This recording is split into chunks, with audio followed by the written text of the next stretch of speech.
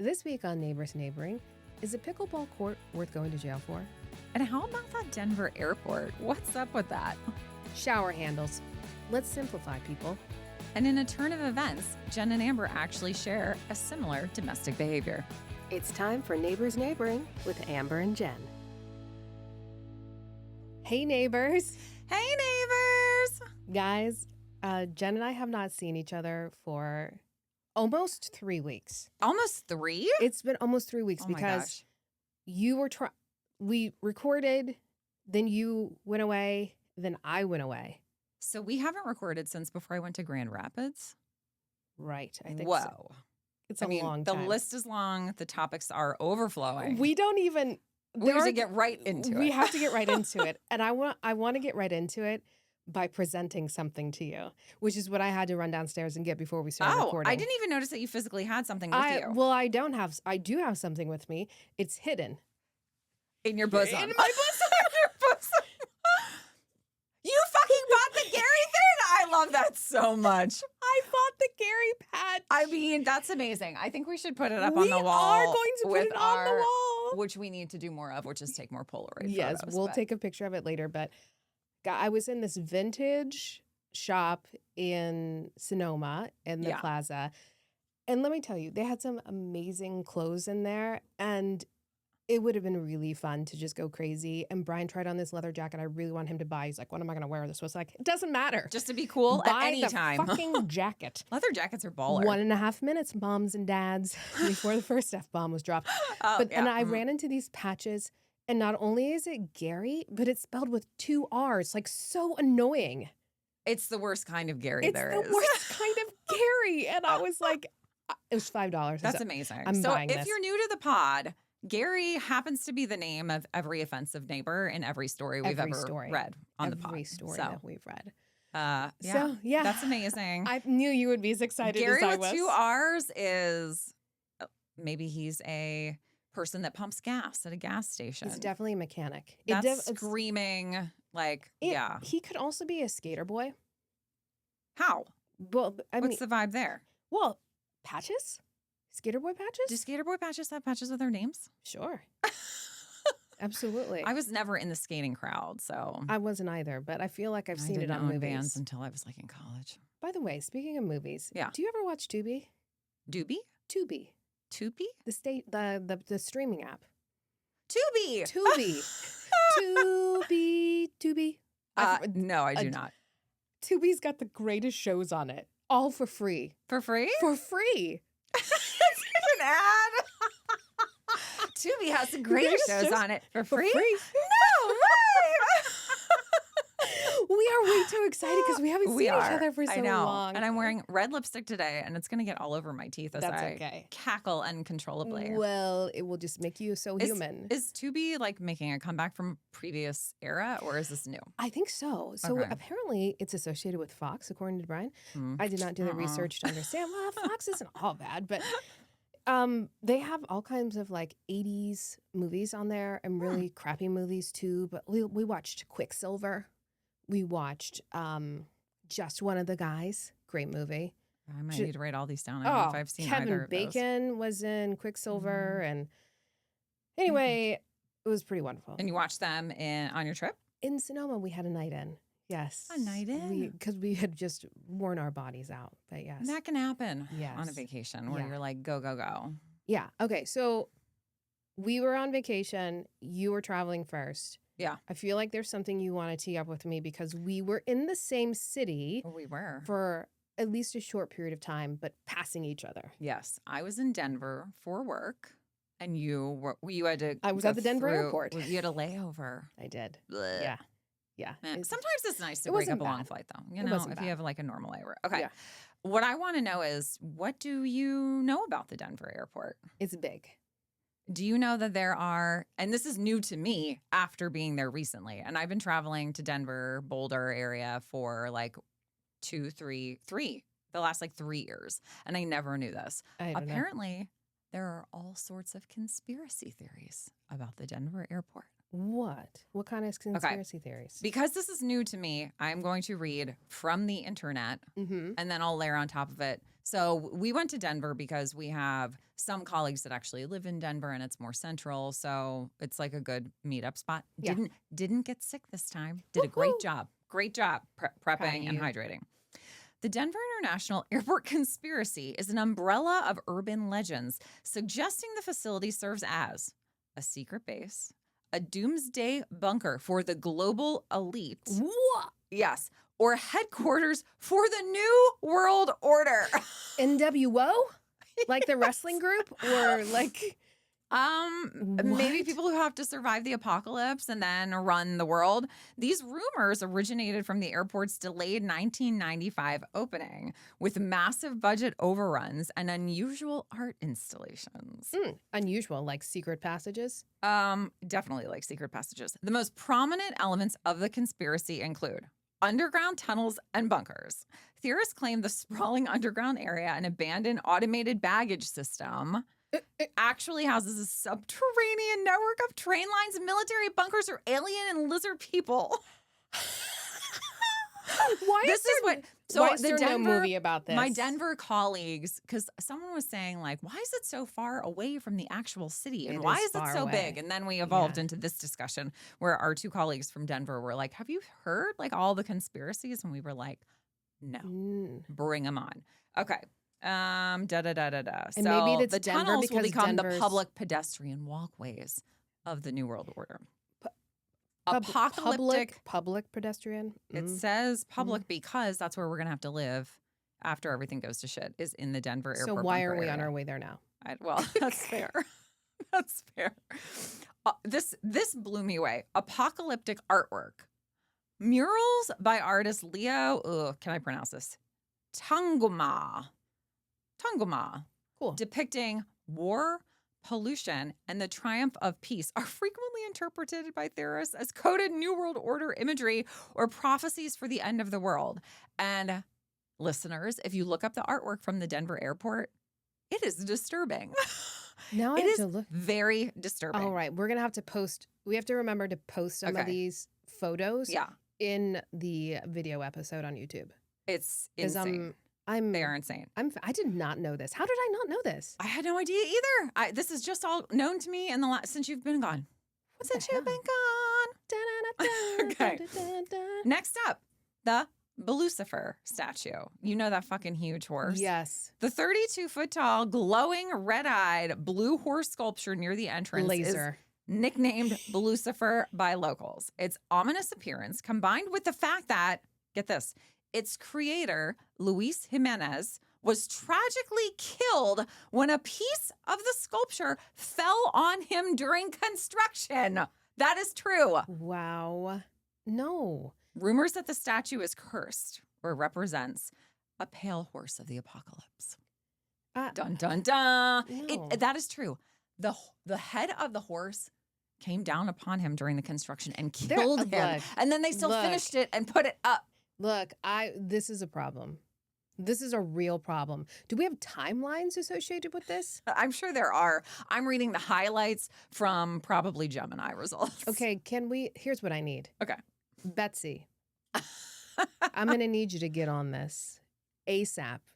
We need your conspiracy mind wrapped around this. We're going to have a session with the pool table and get on it. If you already know this, please call one of us immediately after listening to this we need episode. to know how much of this is concerning or just like ironic. Talk to me, Alanis. Secret societies. Next up, a dedication capstone at the airport features a time capsule, Masonic symbols, and the name the New World Airport Commission, which was actually just a temporary naming committee for opening ceremonies.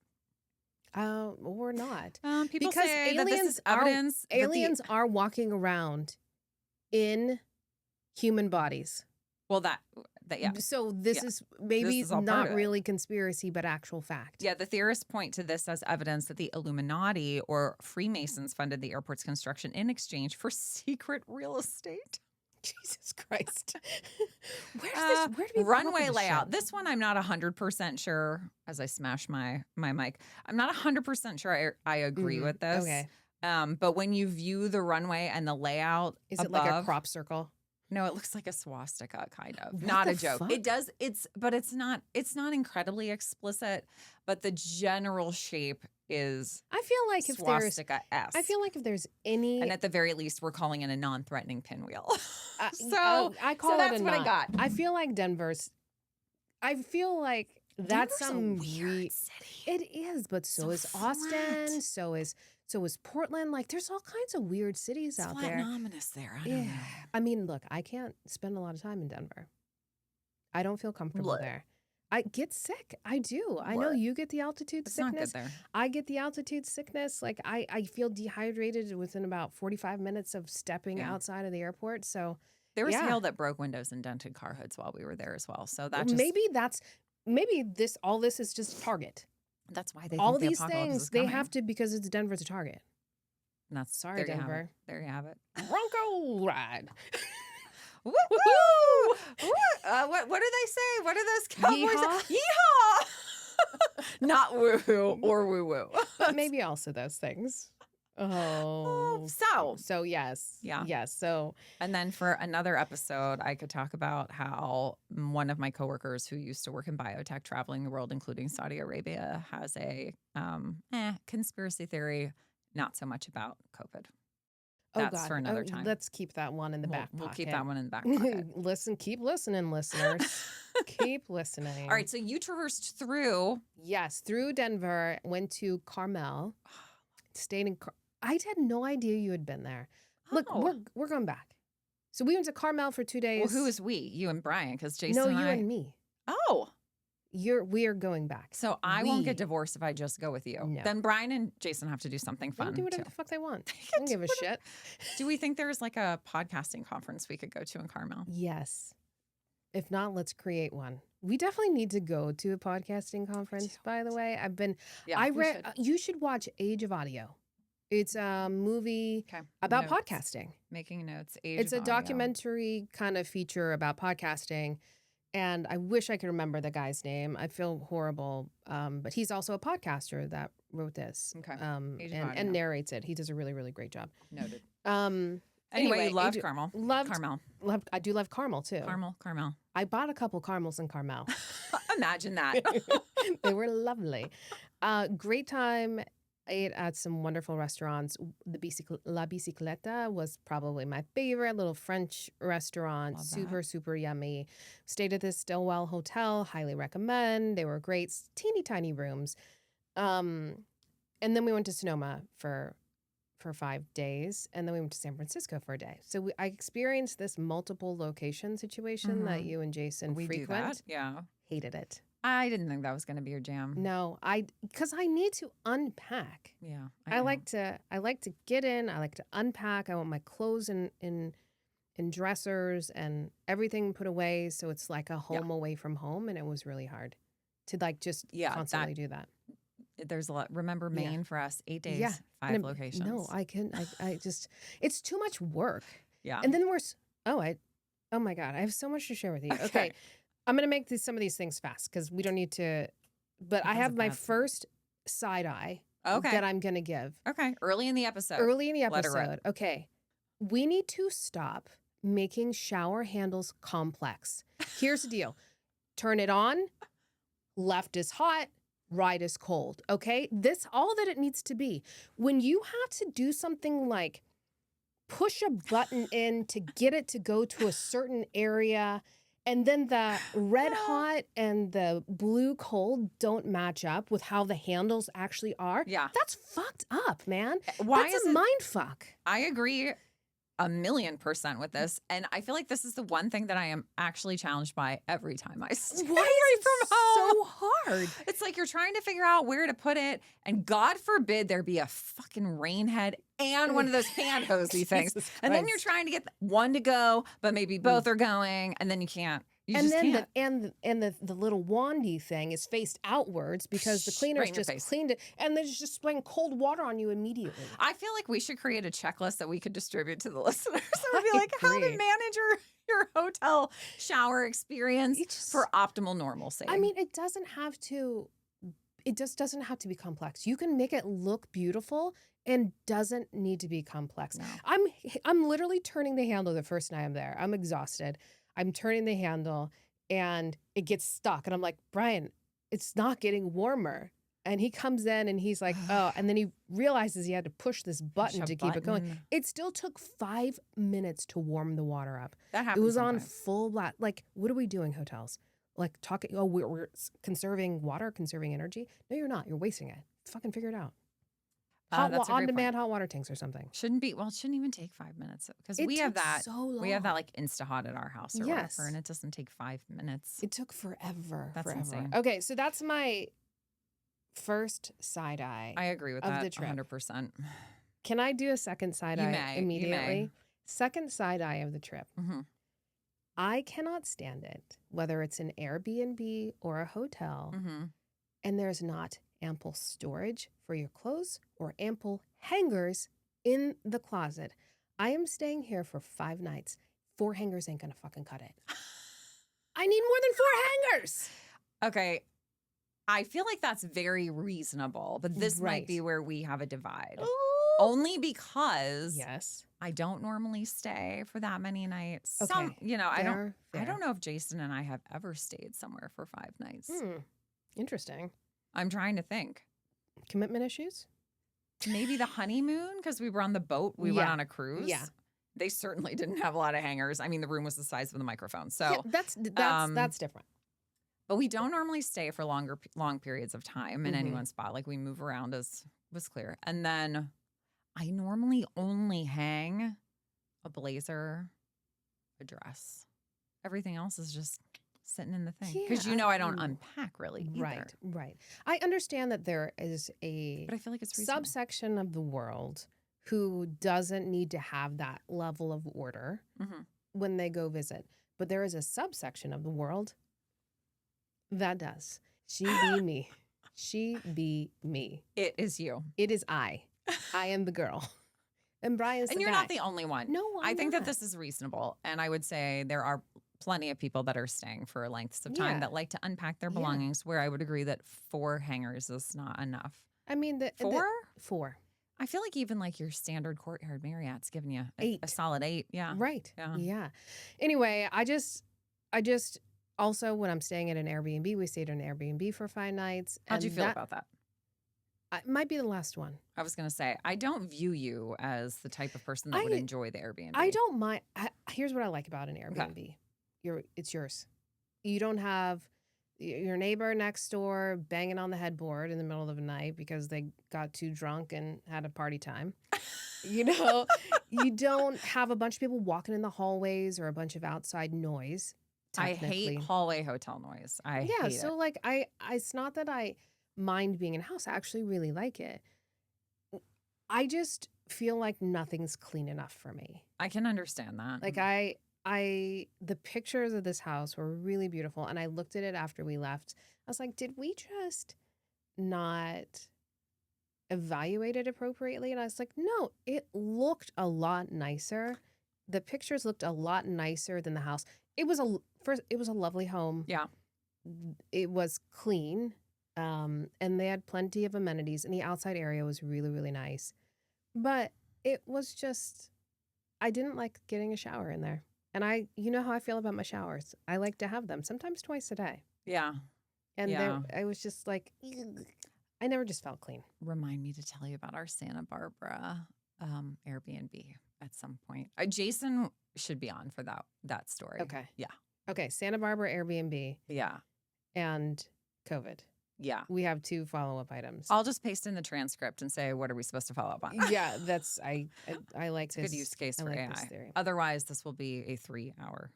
A 3-hour episode cruise. Okay, I have two more. Go. First of all, we had a lovely trip. It was wonderful. We had some of the best food, some of the best company, some of the best Uber drivers when we took an Uber. Ooh. But we also rented a car. And never again will I rent a car from Avis. Oh, okay. We were driving from Carmel up to Sonoma on the highway. No. Fatal error. No. In the fucking car. No. Mm-hmm. It was a pull over immediately. The battery was not receiving charge from the alternator. Mm-hmm. Ugh. So we pulled over as quickly as we could, tried to call roadside assistance with Avis. And you know what they want you to do? They want you to fill out a form for your emergency roadside assistance that they might respond to in 4 hours. No. I was like, this is fucking bullshit. I said, Brian, let's find the closest Avis. And there was one about 10 miles away in Santa Cruz. Ugh. So I called them and they didn't pick up. Someone else did. And they're like, just go to Santa Cruz. They'll give you a new car. I was like, okay, I hope I make it. If I don't make it, what should we do? And she's like, well, just call roadside. I was like, okay, well, that's not going to fucking work. So I was like, Brian, let's take as many back roads as we can and just have at it. And we made it there. And then the woman was very nice at Santa Cruz, but also very frazzled. It's like a trailer that has like 10 cars in it. And we got a new car, which was great. But yeah, look. I'm disappointed for you in that experience because Jason and I rented literally like a 1992 Malibu when we were on Vancouver Island. Yeah. From like a true hole in the wall because we had to drive from like the east side to the west side of the island. Perfectly fine. And it was not great, but it was fine. There were no like massive errors. I mean, we could not, I think we had to like physically roll down the windows. Like it wasn't a good experience, but I don't think we, knock on wood, I don't think we've ever had like I couldn't a catastrophic failure. Yeah. The vehicle. I was like, we're driving on the 101 and I go, oh my God. I was like, Brian's like, what's that? I was like, I'm looking it up right now. So yeah, it was just, it was too stressful. So you will no longer be multi-stage traversing yourselves. I would do multi-stage, not 3. We stayed at 3 different places. That was too much. I could do 2. And I will be more diligent about storage for my clothes, no matter where we go, because I need the unpacking. And I just won't rent through Avis. So I'll go back to being a Hertz loyal customer. Okay. Hertz Gold. I was Hertz Gold Premier at one point in time when I was renting cars all the time. I know. But yeah, I was really I sent them a very honest review. Because even the replacement car we got had bald tires. And I was like, how are we not looking at this shit, guys? How are we not running through a little bit of an inspection? Basics. The basics, folks. Renting cars out. Seriously. Okay, final. Dun, dun, dun, I swear to God. This one goes out to Gabriel at Turnbull.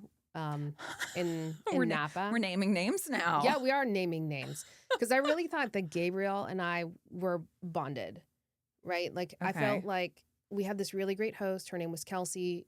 It turns out she was in marketing and just filling in for the day, but she did a really great job.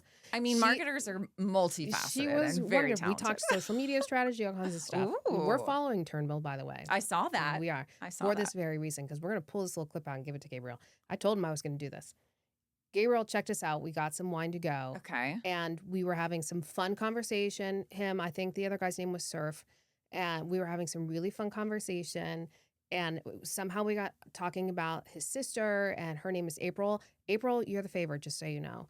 He has another sister, and you know what he did? He refused to tell me. He wanted me to guess her name because I wanted to guess her name because I was in perfect homeostasis, right? Just enough food, just enough wine, perfect amount of sleep on a beautiful sunny day. So I was in my best comedy hour. Yeah. So we were having great convo.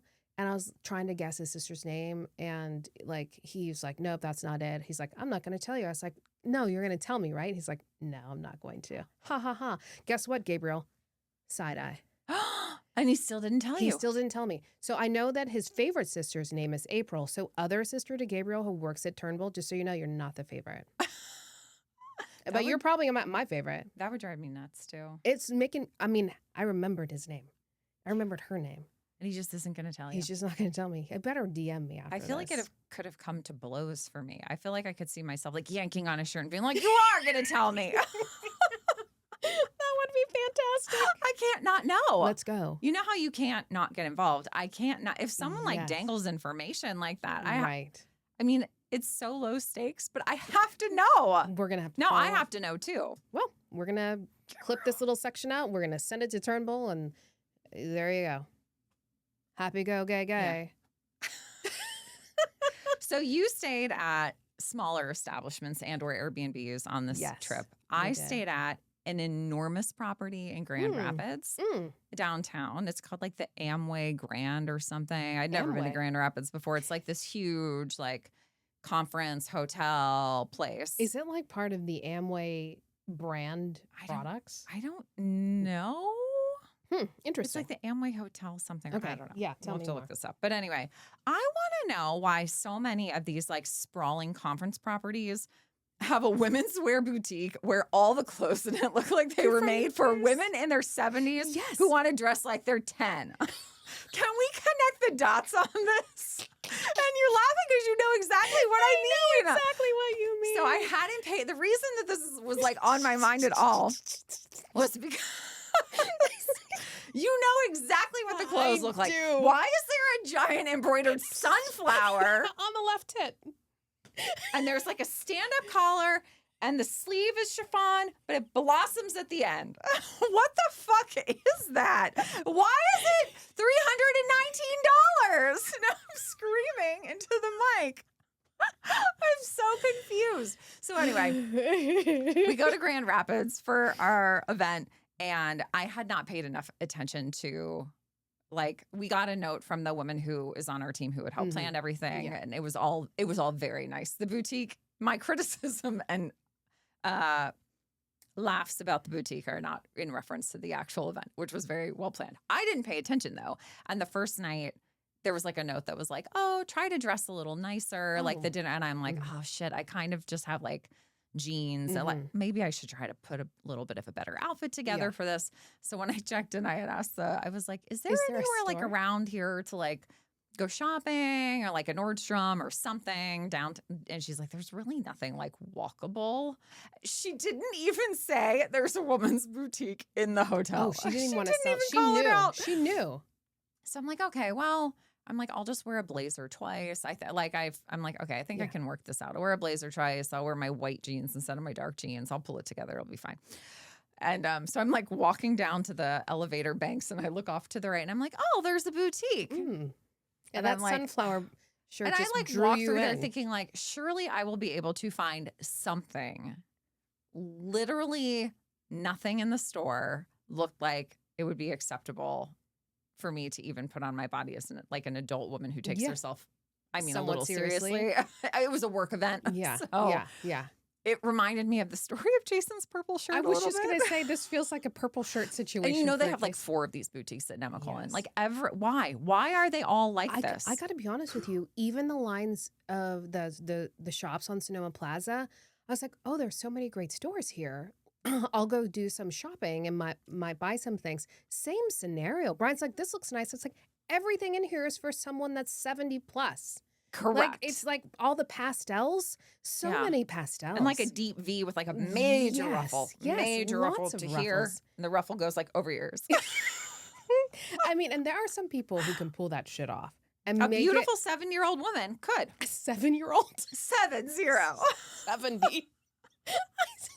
You said 7-year-old woman. I was like, that would be a child. Oh my Even God, I recognize I'm that. gonna pass out from lack of oxygen from this laughing. But I just was dying. And like, there was like a dress, but there were so many beads. I just couldn't handle it. And macrame. Yes. Beads, macrame, braided items, ruffles. They're excessive. There's a lot. But the pastels too. Yeah. I mean, just, yes. Yeah. And shiny fabrics. Shiny pants so fabric. Many. And they might be like slightly transparent and itchy. God, you killed me. Anyone who's listening to this they know exactly what we're talking about. There's no pictures needed. Not like we're talking about for the Denver airport and the photos there. Everyone we might need to develop is female understands what's happening. Here. I might put together like a PowerPoint presentation for this episode of all the visuals. And it could be an appendix that we attach. I love this. Episode. This is a great idea. Keep a lookout, guys. There are a lot of visuals in the storytelling today. Oh my God. Okay. All right. So are we ready? Are we ready to get into neighborhood court? I think so. I think the time has come. We could keep bullshitting for a while. We could. That was like solid. I said. That There's was so many really things. Solid too. So. Now this is not nearly as long as it looks like as you see the stack of papers. 3 full pages, maybe even 5 or 6 there. It's questionable how many. You should throw one in the air every time you move to the next. The next page. Wait, who did that? The flourish. I don't know. Is that an SNL thing? I don't know. It just feels appropriate. Right. All right. So are we ready? I'm ready. I'm going to do Neighborhood Court. This is titled The $1 Million Pickleball Prisoner. Bum, bum, bum. Court is now in session. Okay. Today's case asks a simple question. How far would you go to protect your backyard dream? A little lawsuit? A zoning hearing? An appeal? How about jail? We travel to sunny Tampa, Florida. Yes. Where, We do. Yes. Where millionaire homeowner Michael Martin had a vision. Not just a backyard, a destination, a private oasis, a place where friends and family could gather around a beautiful pool, relax in a luxury guest house, enjoy lush landscaping, and maybe squeeze in a little pickleball. Because apparently every wealthy Floridian wakes up one day and says, you know what this property needs? More pickleball. More pickleball. The world does not. The world.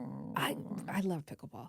So Martin invested heavily in transforming his property. Reports put the value of the project at over $1 million fucking dollars. Just for the pickleball court? Just for the backyard oasis. Okay. For the guest house, the landscaping, Oh, yeah. Easy. the pickleball Easy mill. court. Easy mill. And for a brief moment, everything was wonderful. It was beautiful. Then the neighbors looked over the fence. Enter the Babbitts. Now, I don't know exactly what was going through the Babbitts' minds, but apparently at some point they looked over at the growing collection of structures and amenities next door and said, that doesn't seem right. The Babbitts began raising concerns about the project and whether parts of it complied with local zoning rules. Of course they did. And if you've ever lived in a neighborhood, everybody, you know there's that magical moment when a disagreement transforms into interesting, and then finally, I'm gonna make some calls. Soon, the city got involved, and that's when things got messy. Because Martin's position was pretty straightforward. I got permits, I got approvals, I built what the city said I could build. Pretty compelling argument. Fair. I mean, I've been in that situation. Those are the steps you take. But the Babbitts challenged that project in court, claiming the structure blocked their view and citing loss of wildlife, privacy, and property value. So, the city came back with its own response. Well, about those permits.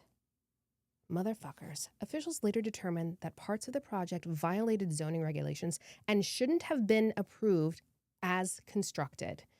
Which is a little bit like the DMV saying, congratulations on your driver's license. Oh, we're taking it back. We're taking it back. We're taking it back. There are no givebacks. There's no givebacks. There's no takebacks. The city ordered modifications. No. Martin refused. The city pushed harder. Martin dug in deeper. Lawyers got involved. Hearings happened. Appeals happened. More hearings happened. And at some point, I imagine that the amount of paperwork was probably enough to build a whole fucking new house. The fight kept escalating, and eventually a judge ordered Martin to make the required changes. Martin still refused. He had already been told it was fine. He had already been told it was fine. No takebacks. Most neighborhood disputes end with somebody muttering angrily while mowing their lawn. This one ended up with a millionaire being taken to jail for contempt of court. How long did he have to stay there? He stayed for 3 weeks without bond. Without bond. Imagine you're in jail and someone's like, hey, man, what are you in for? And he's like, pickleball. Pickleball. In the first degree. And they're like, no, seriously. He's like, no, for real. Seriously, fucking pickleball. And just like that, a dispute that started with neighbors questioning a backyard renovation became a national news story. You can find this information on, I think, Yahoo Finance. Like this is very recent. Like this was in the last couple of. I feel like maybe started in 21, and I think they just resolved this in like the last couple of months. So yeah, no one got hurt, no crime was committed whatsoever, but people were freaking nosy. Nobody wanted to back down. Not Martin, not the city, not the neighbors. He did eventually agree to comply and take down the structures. So this raises the question. One, why is pickleball so fucking important to everybody? I've been playing pickleball. I think I told you this. I played pickleball in 1991. You're like an OG pickleballer. I am an OG pickleball girl, and I loved it. It was Mrs. Peterson's class. Tina O'Rourke and I were playing pickleball against Mrs. Peterson and somebody else. I can't remember who her partner was. And we were in dire straits, locked up, end of match. Bell rings. Mrs. Peterson says, babes, y'all staying. We stayed. We got notes for class to finish that game. Did we win? I don't recall. Probably not, because I don't remember. But I don't remember. But I feel like, pickleball's been around for a really long time, and now it's this new fad again, which is wonderful. And we can get more into that. But how do you get a take back on a permit? There are no takebacks. And how do you send someone to jail who did everything the right way just because some jackass next door didn't like that? Probably had connections. Probably knew somebody in the permitting office and was like, listen, buddy, you're going to reverse that. Or I'm going to tell X, Y, and Z. Yes. That person probably cheating on their spouse. Blackmail ensues. There's deep drama behind this. Damn. We are escalating this with a massive passion. That you can't have a take back on like either the rules were right or they weren't and you made a mistake and that's not his fault. What do you think Jason would have done in this situation? Gone to jail. Also, yeah, he's a put my foot down kind of guy. He would not.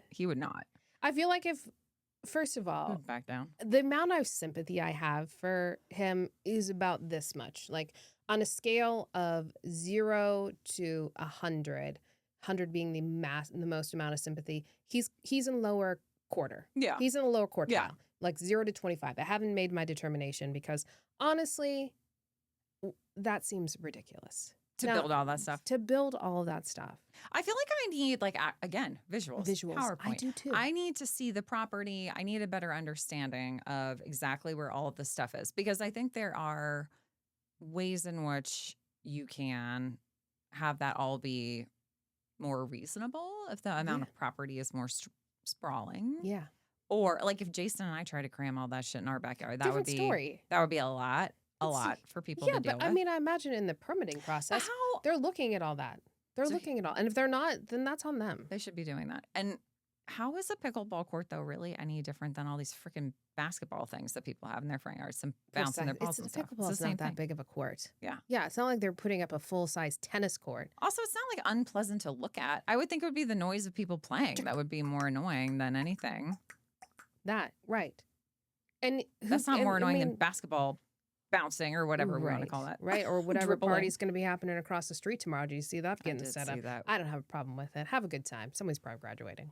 Yes, Jason and I also have had to chill ourselves out a bit over the graduation fanfare that has been happening. Having a party. It's all right. I mean, I like it quiet, but these are all very reasonable things for people to do. Humans do make noise. I am the problem in this case, so I'm working on it. But yes, humans do make noise. So, I just think it's total bullshit. Yeah, I don't think that you can't get the permits and then be ungifted the permits. Especially after it's already completely done. That's absurd. That is completely absurd. And it's not their fault. And no way is it their fault. There's some power hungry people.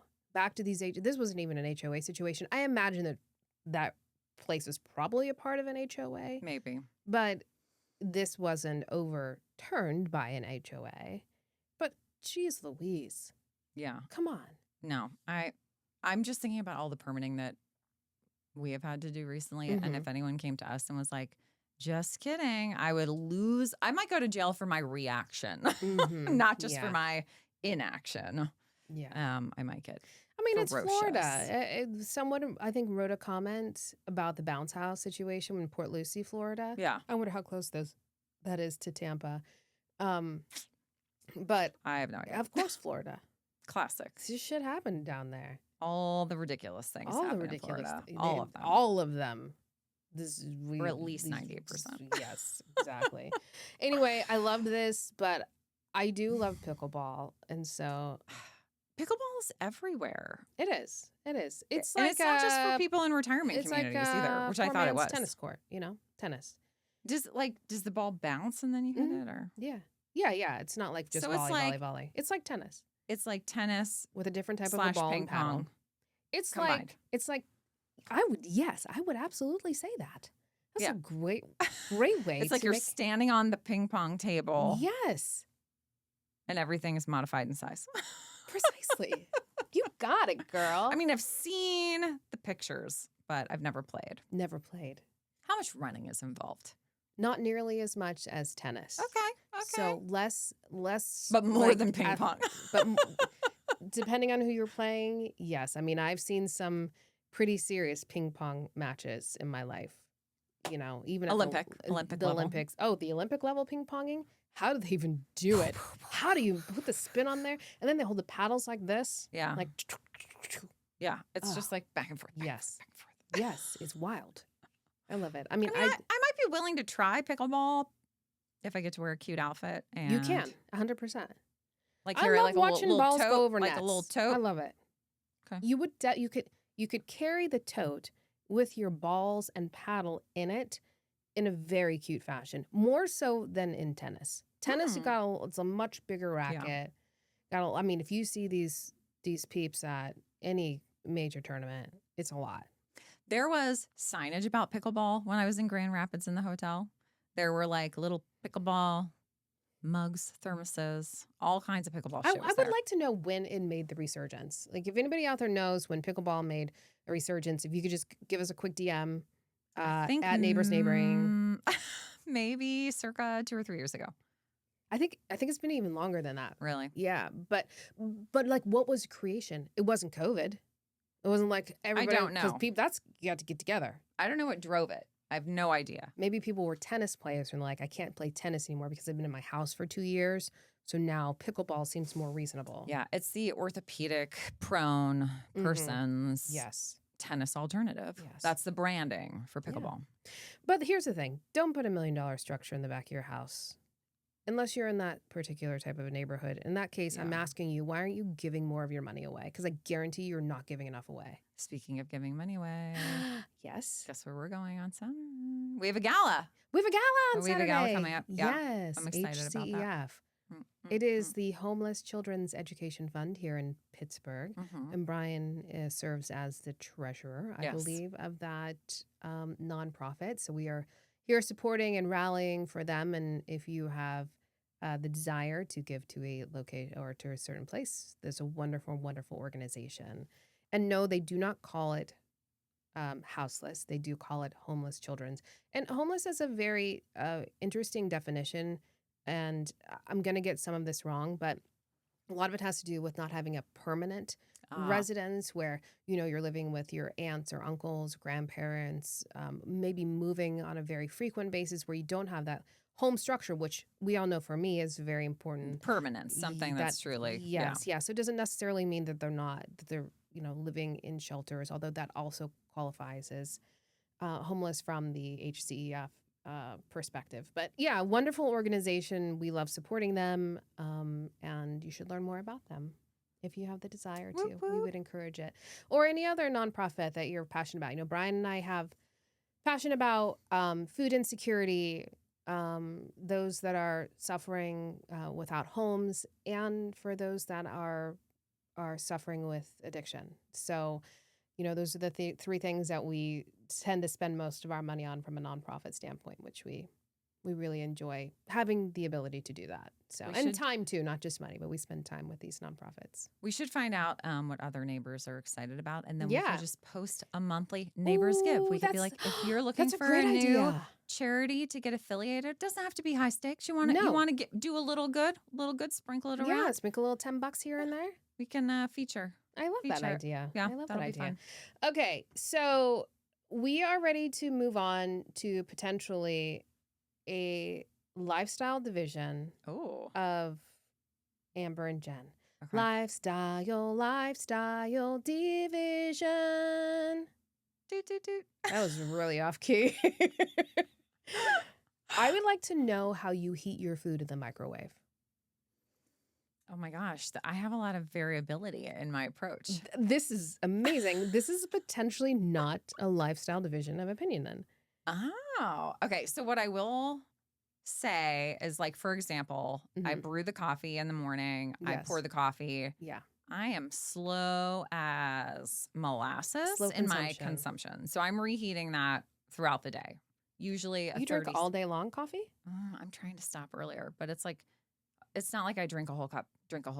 It's like a slow. You drinking 1 cup over 4 hours. Maybe like 2 cups. Do you have one of those Ember mugs? I do, and I've never used it, but I'm not against it. I've just not figured it out. Oh, we can have a lesson. All right. So coffee. So that I'm going to do a quick 30-second. Samesies. This morning, so when my parents were in town, Yes, I got a bunch of bagels. The bagels, they don't last like a long time. Mhm. So my reheating process for eating a bagel and trying to make it fresh again is get a damp little towelette, put it over the bagel. Yeah. Maybe a minute on 10%. Mm-hmm. See how it comes back. Mm-hmm. Yeah. If it's still not where I need it to be, maybe another 45 seconds on 10%. So there's a lot of percentage-based microwaving that we do in our house. There is one way to reheat your food in the microwave, and it is just the way you described. I want to educate the listeners. No, I want everybody to realize that those numbers on your microwave serve multiple purposes. They are not just for the time allocation or to set the clock. They also serve as the percentage of power that your microwave is producing. So let's just say you've got something with a cheesy substance in it, right? You've got some like pasta Alfredo and it was so good. Or the cacio e pepe. Oh man, it was so You can't heat that high and long. Or potentially a sliced chicken breast, right? We got to put that in at a lower percentage for a shorter period of time. Right. First of all, you're taking it out of the fridge. You want to get that to room temperature first. Oh. No. In the microwave. Okay. That's what your 10% is doing, I'm not right? letting it sit out. No. That's bacteria growth. We're talking about putting this chicken in. I put my chicken in. I put it on level 4, 40%, 4, 40%, 10, 1, 10%, 2, 20%. You get it? All the numbers, percentages, everybody? Okay, we need a diagram for this too. I put it in level 4. Okay. For 1 minute 45 seconds. You take that puppy out. You see what it's like. See what happens. Like maybe it needs the same percentage. Maybe you have to go to 60% for 30 seconds. Maybe your refrigerator is on a colder level in or like the level that you had it on in the fridge was colder because there are different levels and they actually have different temperatures on the levels in your refrigerator. I am just so happy. Do a lot of people not know about the percentage heating thing? Do they, or are they just impatient? Are they just practicing microwave behavior like Brian does? Because Brian and I have a major lifestyle Jason division. And I are both, I might have actually gotten the percentage approach from Jason. From Jason? Yeah. He influenced you. He might have influenced me. I love this for you. Yeah. I'm cool with it. I don't love it for us because Brian will stick that thing in there. But you know what then happens? 100% power. Oh, my mouth is burned. Or if it's something that can explode everywhere, it will explode everywhere. Yeah. Well, we have a cover for that, but yes, I agree. I cover like a tomato sauce. I would cover even if I still do it low and slow, obviously. Low and slow, guys. Just because you have a microwave doesn't need you need to radiate it. Right? We're not blasting. Yeah. It's not a sprint. It's not a sprint. This is so true. Guys, start using your microwaves more appropriately. Yeah. I'd like to point out that the 4 minutes you might put it on for a lower temperature situation in the microwave is still much faster than the 40 minutes you would have put it in the oven. So it's still speedier. It is much speedier. I agree. I think we agree on this. Interestingly enough, I would not heat your bagel in the microwave. I instead would take a different, slower approach where I would take that bagel and I would put that in a pan on the stove and I would put just a little tad bit of water and I would let that steam in. And then at the end, I would take the lid off and I'd flip it so you could still get a little bit of a crisp on the. If you don't want to toaster bagel it, if you just want it still. I did the microwave, and then once I feel like it's not feeling as staley to the touch, then I put it in the toaster oven for a little crisp. Why don't you just put it in the toaster to start? You need the water to infuse with the wet towel. Look, I get. I'm not paper towel, not like some gross kitchen hand towel. I have no criticism there. There is zero judgment happening. The only judging I have is for people that put it on blast We 100%. don't blast it. We don't blast it. And even if you have a very Unless the instructions say to blast, then we'll blast. Right. But and I have used 100% before, but I rarely do it. Mostly it's for beverages, but 30 seconds is max because otherwise sometimes the coffee cup gets too hot. The handle gets too hot. Be look, careful. it's science. It's science, Be guys. careful. It's science. Like it's just you gotta like pay attention. Remember physics, all that shit. Oh, But I love this. God. Yeah. And That might be my most sophisticated domestic behavior. This is why I thought for sure there was no way we were going to be aligned on this. But I should have known better because you're not a big cooker. I'm not heating things up in many other ways. Yeah, so you have to be a microwave Correct. expert. I do. Do you have an air fryer? Yes and no. You have an air fryer as a part of your oven. I but think you don't there use are it. air fryers as part of things. I will admit that I'm very confused about the air frying situation. If it's not exclusively an air fryer, I don't understand how it could work for both. That there would be, yeah. And I'm like, does that mean I have to like put oil in there? No. Air fryers are air frying. I thought there was like a tablespoon of oil that you had to put in. No. None at all. No. Okay, well that alleviates some of the concern that I had. Oh God. Yeah. Oh, Okay. All right. Well, I don't know. I feel like how much content do we have? This is a great episode. Okay. Yeah. So I think we wrap this up with a All right. silver lining. Go for it. I do have a silver lining. This goes back to my trip. So as much as I was giving a lot of side eyes, please know that I had a phenomenal time. And if I were going to do this trip again, I would start in Sonoma and I would end in Carmel. Just because of I love the sleepy town nature of Carmel by the Sea. So That was so nice there. yeah, So it chill. really, really, really is beautiful. Looked at some houses, very not affordable. I was gonna say Jason loves to look at very not affordable. Yep. But while I was there, I purchased some new face wash for because I have a foaming face wash here that's a really nice one, but it doesn't travel and it's in a big container. I was like, I'll just get like a cheapy one. So I got some CeraVe face wash, and it's like a lotion-y face wash. And I like a foamer. And I didn't realize it. So while I was there, my face did not love the face wash It's whatsoever. really hard to change your products. Mm-hmm. So I told Brian, I said, I'm just going to go to CVS and pick something up. And so we walked into the CVS, and as we were walking in, he's like, what do you have to get here again? I said, I just want to get like a small face wash. Let's see if they have a travel size first. If not, I'll just get some Neutrogena. And so we're looking, and this woman had walked past us, and she comes back and she's like, I'm so sorry, but I was overhearing your conversation and I didn't mean to eavesdrop. Lovely woman. And she said, did you say you just need some like travel size face wash? I said, yeah. And she goes, I actually have some samples for free. And if you just need some for a few days, I could go back and see what I have if you'd like that. I said, that'd be amazing. She goes, what kind of face wash were you going to buy? I said, I was just going to get the Neutrogena Gentle. She goes, I don't think I have that, but I might have some things that would be great for you. She comes back and gives me 4 options. And I was like, oh my gosh. She said, this way you don't have to buy it. And I was like, this is so lovely and wonderful. Thank you so much. How does she have that at CVS? I didn't know that they do that either, but apparently they're getting free samples for some reason. So she gives me a sample. Like I was like, oh, I'll take this one. And it was La Roche-Posay, I think. That's supposed to be a nice little like drugstore brand from what I understand. I did enjoy it. And she's like, how many days do you need it for? And I said, just like 4 days. I should be fine. She goes, I'm going to get you some more. And she went back and got me 3 more freaking containers. Now I have enough like face wash for at least a month of travel. Well, there you go. And I just want to shout out to Jennifer at CVS in Sonoma. Thank you very much for your lovely getting involved in my situation and getting me out of there without spending a bunch of money. It's always okay to intervene to help. Yes. That's always fine. Yes. It just reminded me of your girl. Yeah. And I love that. Yeah. I love that. So thank you, Jennifer. That's and I was delightful. like, what is your name? She said, Jennifer. I was like, this will be very easy for me to remember. Shout out. Shout out to Jennifer. Child of the 80s. She was definitely not a child of the 80s. Oh, I'm impressed She then. was definitely a child of maybe the 60s, Oh. potentially late 50s. She's a Jenny then. She could have been a Jenny.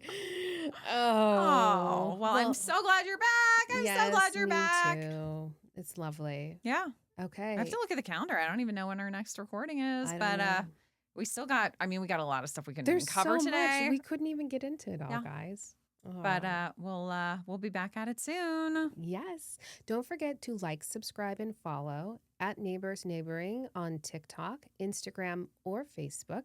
And send us a DM if you've got a neighborhood story, neighborsneighboring@gmail.com. Oh, yeah. And if you want to watch us, YouTube, baby, at Neighbors Neighboring Pod.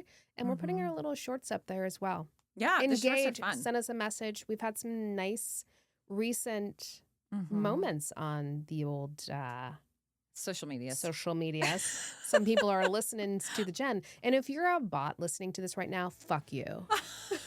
We had some analytical blips this week, but I think we're back on track. I think we are back on track. As much as we thought we were popping off. Pop it up. Sorry, Brian. All right. Bye, neighbors. Bye, neighbors.